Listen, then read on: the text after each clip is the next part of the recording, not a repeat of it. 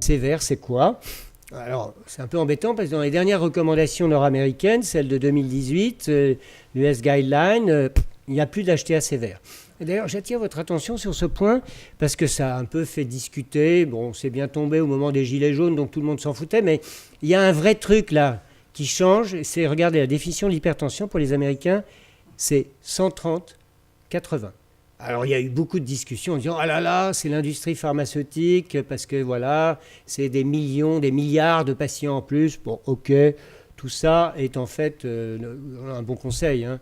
Si vous avez 120 de pression, c'est bien. Si vous avez 140, c'est trop. Donc, ne croyez pas qu'à 135, vous êtes quelqu'un qui ne fera pas d'ennui. Vous ferez plus d'ennui que si vous avez 110. Deuxième élément, on va vers l'ESC. Alors, la reco, elle est encore plus récente. Et la guideline, vous la voyez, grade 1, grade 2, grade 3. Alors, grade 3, on pourrait dire, oui, c'est sévère. C'était l'ancienne définition, 180-100. Mais regardez, la prise en charge, c'est exactement la même.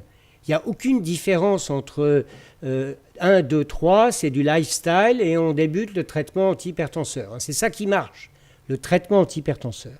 Alors du coup, on peut se dire, finalement, c'est quoi pour Gilles, quand il me pose la question, c'est quoi l'HTA sévère? En fait, pour nous, cardiologues, spécialistes, l'HTA sévère, c'est une hypertension non contrôlée. Et je dirais résistante. Alors il y a un peu un amalgame entre les deux, parce qu'on dit résistante dans les recos, mais en fait, résistante, ça veut dire qu'il n'est pas à l'objectif. Alors, quel est l'objectif? Globalement, on va dire, allez, l'objectif, c'est de mesurer bien la pression artérielle. Et puis, il y a une reco qui est très simple. Elle dit, il faut regarder s'il y a un retentissement. Il faut regarder sur les organes cibles. Et puis, il faut rechercher une HTA secondaire. Parce que là, c'est des HTA qu'on peut éventuellement soigner, curable chirurgicalement éventuellement. Et puis après, la stratégie thérapeutique, elle est extrêmement simple. Regardez, ça, c'était la reco qu'on avait publiée avec la société il y a 2 ans. Spiro ou bêta-bloquant, sachant que les gens sont déjà une trithérapie. Donc en fait, c'est hyper simple. C'est hyper simple et si on regarde la pratique de l'unité, là on a appris, c'était en 2012 avec David, on avait regardé tous nos patients, ceux qui étaient contrôlés ou pas contrôlés en automesure, 135-85, donc une bonne évaluation de la pression artérielle. On voit qu'il y a un critère extrêmement simple, le nombre de médicaments et la façon dont on utilise les médicaments. Si vous avez 3 médicaments et un diurétique, il n'y a plus que dans notre corps, de gens qui viennent en consultation spécialisée, il n'y a plus que 5% de gens qui sont non contrôlés. Donc en fait, l'hypertension sévère, ça dépend un peu des bâtiments. Il y a des bâtiments où c'est plus fréquent que d'autres. Probablement parce qu'on n'emploie pas complètement les thérapeutiques de la même façon. On a à progresser. Il y a quand même un élément qui est difficile, c'est quand les patients sont avec une élévation de la systolique isolée. Oui, il y a des patients qu'on n'arrive pas à contrôler, ni moi, ni probablement vous. C'est ces patients qui ont un système artériel qui a beaucoup vieilli parce qu'il y avait des facteurs de risque, parce qu'il y a du diabète, parce qu'il y a de l'insuffisance rénale. Cela, on est vraiment dans une impasse thérapeutique très importante. Alors, le deuxième élément, il faut confirmer cette HTA sévère. Alors, confirmer l'HTA sévère, est-ce qu'il y a de la nouveauté? La réponse, c'est oui. Il y a une nouveauté. Alors, elle va peut-être vous tracasser en disant « Girard nous raconte des conneries, on sait tout ça ». Il faut répéter la mesure avant de porter le diagnostic. Alors, l'automesure, 3 mesures le matin, 3 mesures le soir, 3 jours de suite. OK, la MAPA, ça fait 25 ans qu'on utilise les MAPA. Je vous rappelle, 4 mesures pendant la période d'éveil, 2 pendant la période de sommeil. On fait la moyenne. OK, la MAPA, c'est compliqué. L'automesure, c'est assez facile, mais les patients doivent être quand même très coopérants. Il y a quelque chose qui a changé au cours des dernières années et qui sont rentrés dans les recommandations internationales, c'est la mesure répétée de consultation. Voilà un nouvel acronyme à connaître. MRC, mesure répétée de consultation, c'est quoi? On fait 3 mesures et on ne garde que les 2 dernières mesures, et ce, avec un appareil qui mesure automatiquement. C'est-à-dire, on fait quelque chose qui a été beaucoup travaillé par ce Canadien, Myers, qui a démontré des choses extrêmement simples. Il prend les mêmes patients. Il leur fait mesurer la pression artérielle avec le même appareil. Une seule fois par le médecin, moyenne 152. Une seule fois par un technicien de santé, moyenne 140. Effet blouse blanche lié au médecin, c'est comme ça. Avec le même appareil, il le laisse et il fait mesure 2, mesure 3, il fait la moyenne, 132. OK ? Donc ça, c'est à la consultation. Les patients sortent, ils ont une MAPA, il fait la moyenne de la MAPA de jour, 134. Quelle est votre conclusion? Si vous faites la mesure répétée de consultation, vous pouvez vous passer de faire une MAPA. Ça vaut le coup quand même. En termes de management de nos patients, c'est quand même extrêmement intéressant. Donc la question est, comment faire une mesure répétée de consultation? Il faut un tensiomètre automatique professionnel. Le problème aujourd'hui, c'est qu'en France, on n'a pas beaucoup de choix. On a soit le 907, je pense qu'ici, vous en avez 0. Soit on a le Welch-Allyn. Ils nous en ont acheté à la paix, là, il y a 2-3 ans. Je me suis battu comme un diable pour avoir le Welch-Allyn. Et quand ils sont arrivés, ils avaient choisi celui qui était le moins cher. Et donc, il ne fait pas la mesure automatique. Merci, monsieur le Biomède. Je n'avais pas fait attention à ça. Ça vaut 500 €. Ok, d'accord. Ou alors vous achetez le Microlife Watch, ça vaut 1 000 €. Donc la question est, même à la paix, on a du mal à avoir ces appareils-là. Bonne nouvelle, Spengler, le constructeur français, va sortir en 2019 un appareil pro.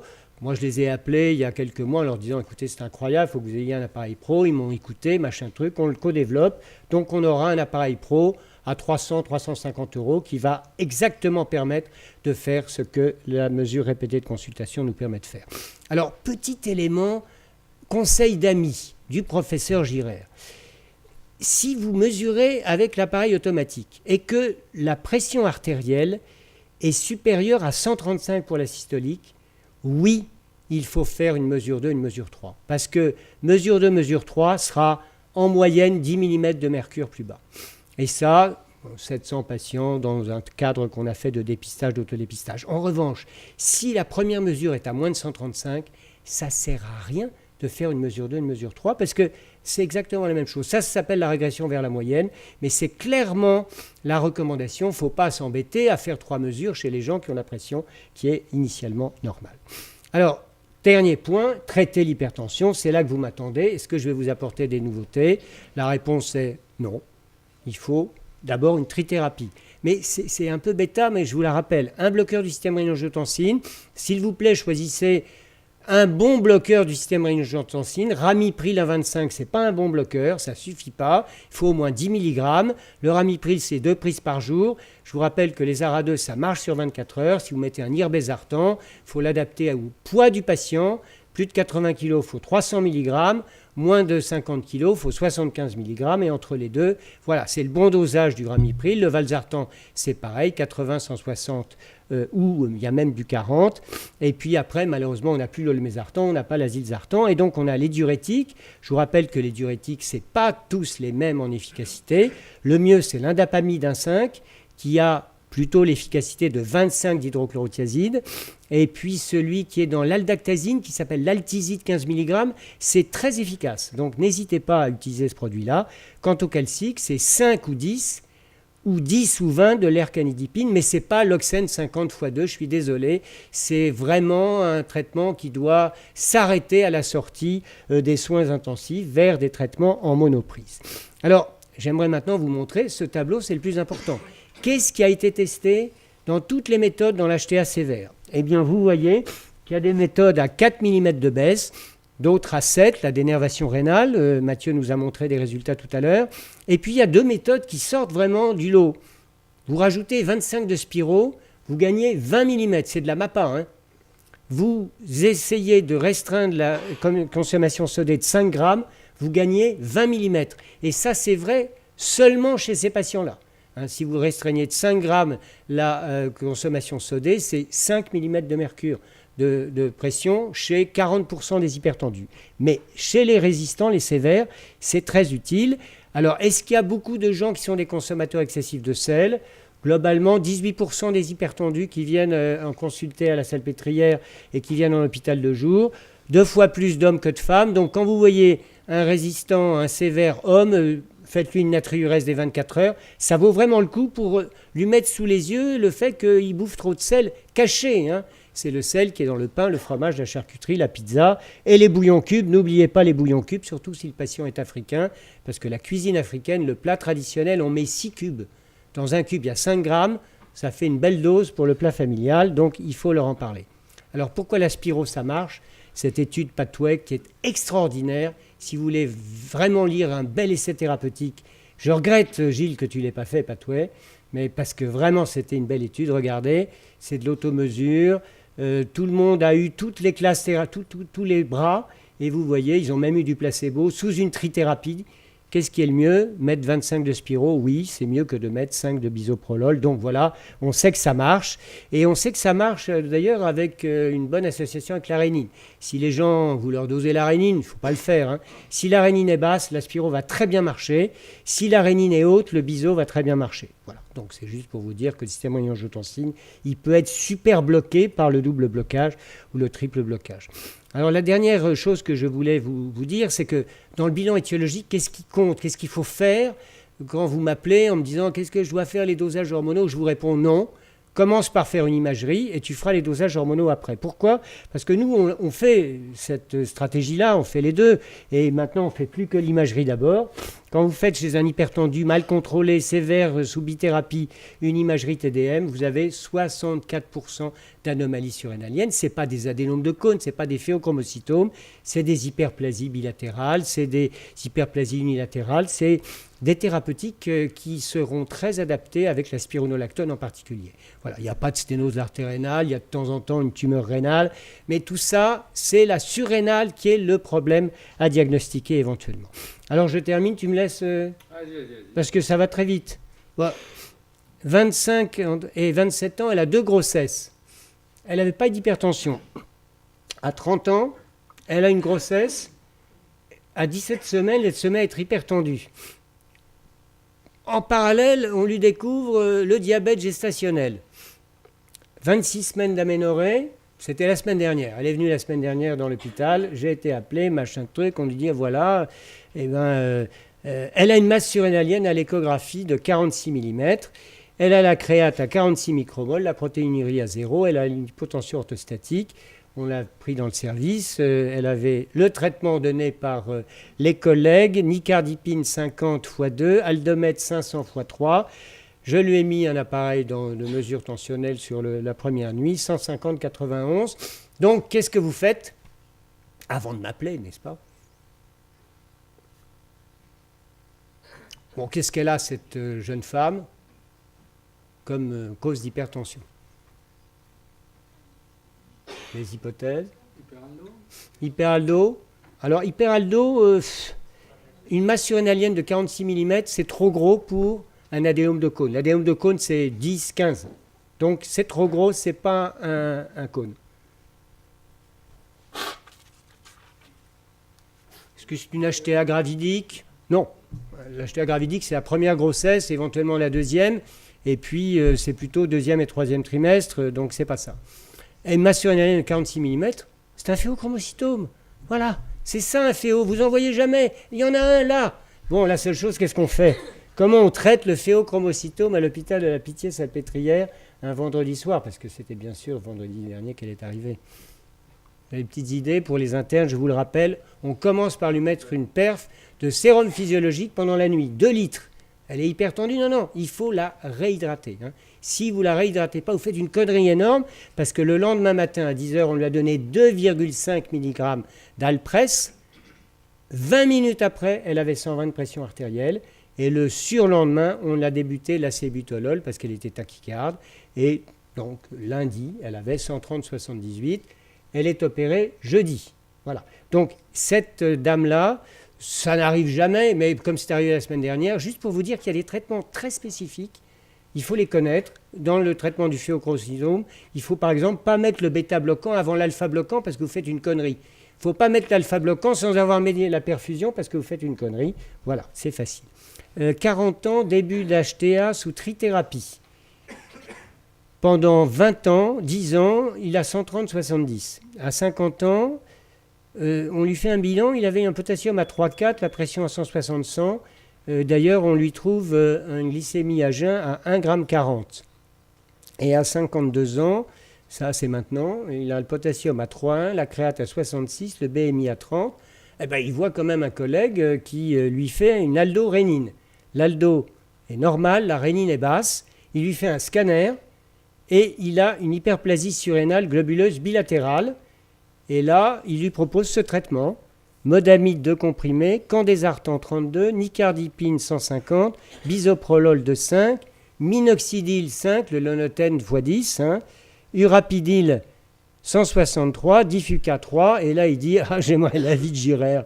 Le problème, c'est qu'il vient avec une automesure à 154,86 et un potassium à 5, donc voilà une vraie HTA sévère. Quelle est votre attitude thérapeutique ?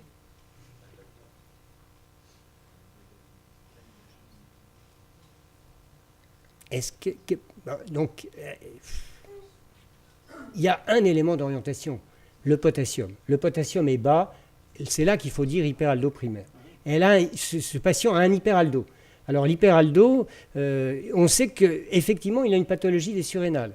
Cette pathologie surrénale bilatérale, donc ce n'est pas un adénome de cône, ce n'est pas un féo, donc c'est quelque chose qui joue sur les deux surrénales et qui provoque, finalement, qui est assez vite soigné par un peu de modamide. Ça ne marche pas très bien non plus. Donc qu'est-ce qu'il a comme pathologie ? Bon, on ne sait pas, mais voilà ce que je lui ai donné comme traitement. Aldactazine, je vous ai dit tout à l'heure, l'aldactazine, c'est un très bon diurétique. Ce qui manque en fait chez ce patient-là, c'est qu'il n'a pas de diurétique. Parce qu'il avait une histoire d'hypokaliémie, les médecins n'ont pas voulu lui donner de diurétique. Quel dommage ! Le diurétique, c'est indispensable dans les hypertensions sévères. L'aldactazine, il y a en plus 25 de spiro, je lui garde le modamide, parce que quand même son hypokaliémie est là. Je lui mets un peu d'amlodipine à la place de ces 3 Loxène 50, c'est quand même pas sympathique. Le bisoprolol, je lui garde, je lui fais une automesure, il a 129,80, potassium à 4,1. Quelle était sa pathologie à cet homme ? Un hypercorticisme. Ah, mais oui, ça existe ce truc-là. Il n'y a pas que les maladies de Cushing. L'hypercorticisme, c'est ce tableau-là. Dès que vous voyez trop bien les surrénales, elles sont énormes. C'est le cortisol. Voilà. Donc celui-là, vous ne l'oublierez pas parce que c'est facile. Et déjà, quand il n'y a pas de diurétique, il y a moyen de le soigner. C'est terminé. Et alors la dernière, et c'est fini, 50 ans, début de l'HTA, diabète de type 2. D'ailleurs, c'est un patient que 2 médecins d'ici suivent en parallèle. Donc peut-être que vous leur donnez, j'ai un diabétologue et un cardiologue. À 65 ans, la pression est à 180/76. Claude, tu vas reconnaître ta patiente. À 72 ans, elle a 202/80. Elle a le diabète. Et donc, on se la renvoie tous les trois, là. Et donc, on se dit, tu ne peux pas faire quelque chose, tu ne peux pas faire quelque chose. Et donc là, je l'ai vu il y a quelques semaines. Créate à 95, le BMI est à 28. Elle a l'athérome carotidien. Elle est toujours en prévention primaire. Elle a verapamil, indapamide, trandolapril, metformine, glimépiride, cardégique. Et l'automesure à 178/78. Ça, c'est intéressant. Elle a typiquement une forme d'hypertension systolique. La diastolique est strictement normale, la systolique est très élevée. Cette dame-là est très malade de son système artériel. Qu'est-ce que je peux rajouter ? Pas un bêta-bloquant, elle a du verapamil. Et puis elle a déjà tout. Donc je lui ai mis un peu d'antihypertenseur central. L'automesure 172/77. Échec. Bon, voilà, donc elle mourra avec son hypertension systolique. Elle est trop malade de ses artères. Il y a des hypertensions qu'on n'arrive pas à contrôler. C'est les vraies, celles qui restent et celles-là. Donc, on peut bien se les passer de temps en temps parce que c'est vrai qu'on ne sait pas quoi leur dire à ces gens-là. Je vous remercie pour votre attention en tout cas.